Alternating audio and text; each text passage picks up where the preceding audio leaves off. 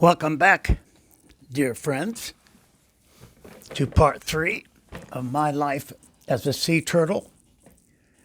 I just want to review a few main points from the first 2 shows. Sea turtles have survived over 200 million years, outliving the dinosaurs. There are 7 types of sea turtles, 5 that live in the continental United States. Females wait about 25 years before laying eggs, and they return to the beach where they were born. And in North America, the nesting season is between April and September. They will lay up to 100 to 150 eggs. They hatch in 45 days. Males never leave the ocean. They are pelagic creatures, which means they live in the coastal waters of the ocean, where there's the most food. I thought I might clarify, what does it mean to be endangered? It means it is illegal to kill, take eggs, ride on, or even touch a sea turtle. Fines can be as high as $20,000 if caught. The only exception, of course, is if you're rescuing them from danger. And there are many videos out that show that. There is an exception, however. Other sea creatures are exempted from the no-touch rule. Here you have an octopus catching a ride on a sea turtle. I was informed recently it was an Uber sea turtle. Octopi are pretty smart creatures.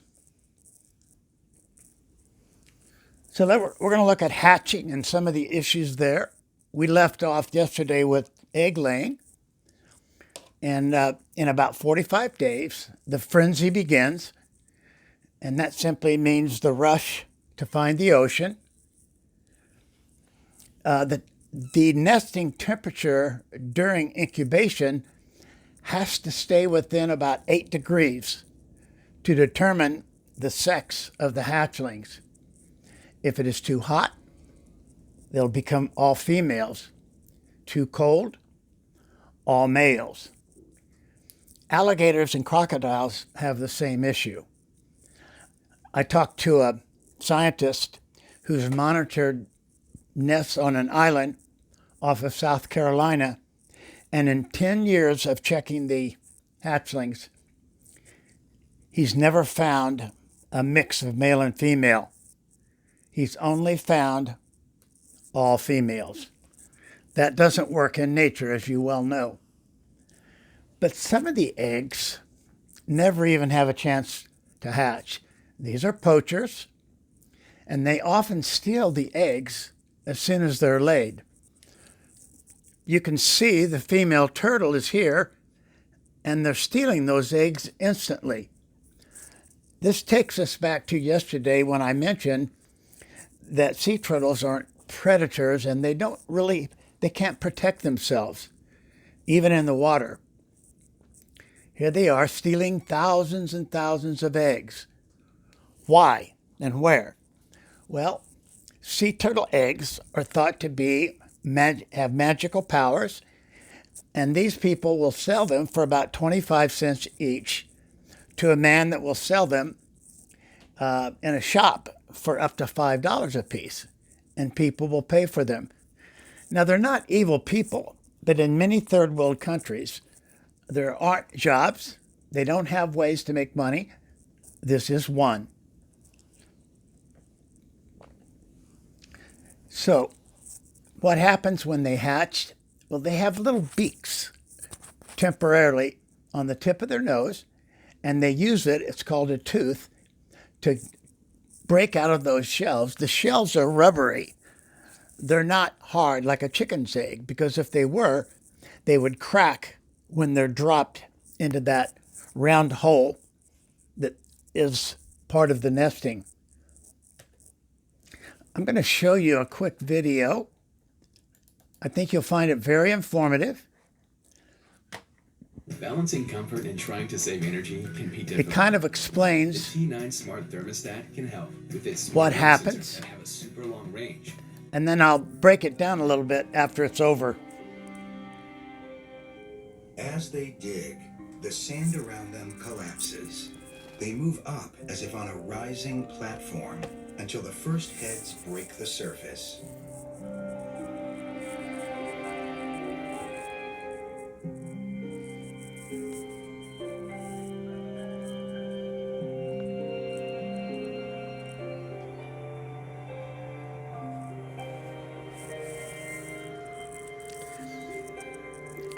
Their instinct is to find the ocean as quickly as possible in order to survive.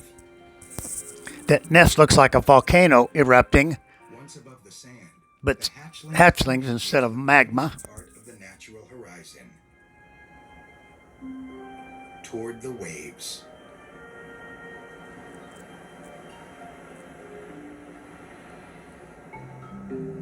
It's the first fundamental journey of their lives as they familiarize themselves with the magnetic forces of the Earth. Rather than just fixate on a north-south polarity like a man-made compass, the hatchlings imprint upon an inclination compass with which they can sense direction along the Earth's surface at an angle, rather than the magnetic poles. This orientation is crucial for the few that survive, and it's these inner forces of the planet that will navigate them later in life.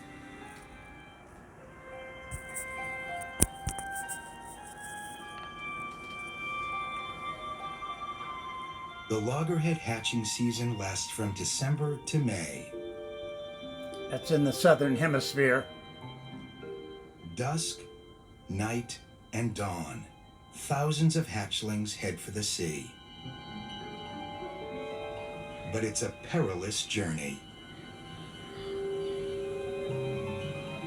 Ghost crabs and seagulls take their pick.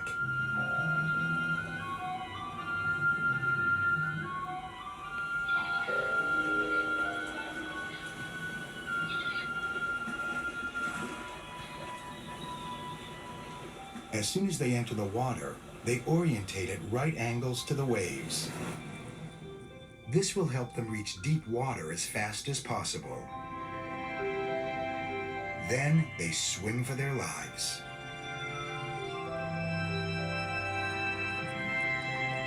Large sharks, like this tiger, are more on the lookout for adult turtles. But for schools of hungry fish, hatchling turtles make a good meal. Even though the hatchlings swim alone, often hundreds enter the water at the same time. There's safety in numbers.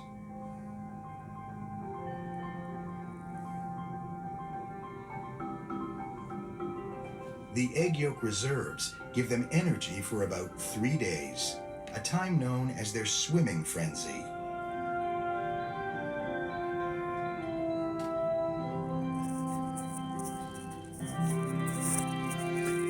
They become lost. That's one of my favorite views of a hatchling, swimming with those front flippers. Fewer predators. Whatever journey they make, it's estimated only 1 in 1,000 may return. Where did you learn magic?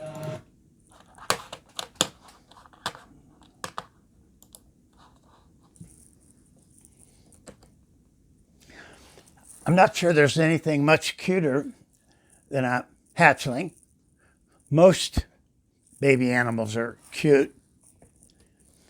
Here are 4 of the 5 that nest in the U.S. The largest on the right, the leatherback, then the green, then the Kemp's Ridley, and then the loggerhead. If you'll notice, the loggerhead has a larger head than the other 2 to the right, and that's because they eat mostly crustaceans, lobsters, crabs, things that have a hard shell or an exoskeleton. Go, little turtles, go. three pictures here, and on the right, you go first. No, you go. I don't blame them. And so this is just reviewing the fact that they are driven to brightness and not water. So this is how it plays out. I talked to a scientist on a cloudy night, storming maybe, the moon is behind the clouds. There's no direct light coming from behind the ocean. Sea turtles get confused. Oftentimes, a light from a city may be the brightest. But in this case, there was a parking lot along the beach that had light, and that's where these little babies went. They were only 3 feet from the ocean. By the time he got there, half of them had been run over. He rescued the other half. And so again, in the States, they have laws. Condominium lights can only be so bright on the beach. Same with parking lots. And fines are upward of $1,000. And I used to think these creatures that were predators were evil, but in nature, it's eat or be eaten. And they're just doing what they need to do to survive. But 1 out of 1,000 hatchlings is their guess that will survive to be an adult sea turtle. That's pretty poor odds. Once they get in the water, they run into these problems. There's a red snapper, a mahi-mahi, and a tiger shark. Well, the question always comes up, how does that one survive? Well, they do have some techniques. First of all, they have to find some seaweed to blend in with. And if you look over to the right, where there's an arrow, they have a unique feature that if they feel threatened, and predation usually comes from below, they will freeze their flippers and just float. Nothing sticks out. So the predator says to itself, it's a leaf, it's a piece of wood, it's nothing to eat. There's no movement. Things that you eat in the ocean usually move. They have to find their way to open water and get away from the beach. And then beyond that, here's a couple of things they face. A baby sea turtle's shell is really soft. You could tear it with your fingers. And they're not very big. So anything with a mouth big enough to swallow them will. The first thing they have to do is find that Gulf Stream. In the movie Nemo, it was that stream of water that those baby sea turtles were floating in. And if they can get in there and find some seaweed to blend in with, they have a pretty good chance. The next thing they have to find is an area called the Sargasso Sea.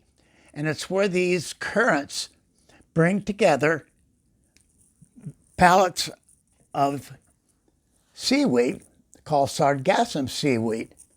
Once they get here, they can hang out. Here's the predation down here, but they can stay up here. And now there's food for them, seaweed, crabs, or shrimp. Two things have to happen. They need to get bigger, so they can't be swallowed, and they need that shell to harden. And when it does, they have better protection. It takes quite a while, a year or more. Okay, I promised something for you, and that is how to draw a sea turtle. Here are the 9 steps. Probably one of the simplest things to do is take a picture of it for your kids. Now, I will say that this is a top view of a sea turtle. Encourage them not to draw a mouth on the back side of the head. The eyes of the turtle here would be on the right and left sides. I've covered some art classes while substitute teaching. And this is a kindergartner's work. I forgot to announce that this is the back side of the sea turtle's head, but it doesn't matter. But look how well they did. These are the scutes. These are individual parts of the sea turtle's shell.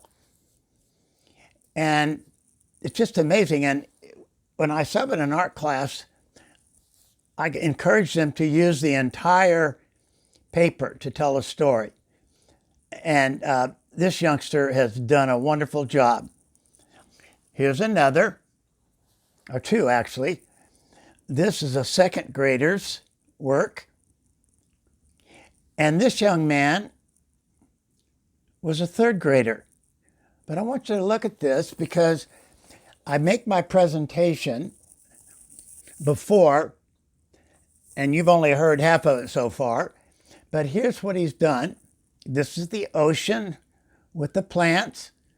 This is a swimmer's mask that has fallen off and coming down. He has a crown here because he wanted to show that sea turtles were the kings of the ocean, but they're losing that title because of the disappearing. Here are some eggs in a nest. Here's a person getting trash out of the ocean. This is jellyfish, which all sea turtles can eat. Here's one of its stingers, and this is a tag that would identify this sea turtle. That's pretty amazing attention. I wasn't sure the kids were listening at all, but he really surprised me. And if I don't teach it in an art class, I'm a little less emphasis on the total page, but I did like what this youngster shared. So this would be my advertisement for myself as a substitute. Well, I think you probably know that once this shows up on your Facebook page and you have a smart TV and you're connected on your phone, you can broadcast the Facebook videos on your big screen TV. And I meant to point out on the first slide, for those who have any questions, you can message me through Facebook, or my email address is barry12883@gmail.com. In my last video, I'll have some websites you can go to and some materials that you can get for your kids. Well, I hope you enjoyed this one as much as the last two. And I don't even know what day of the week it is, but I hope to be able to post my next show tomorrow. Stay safe.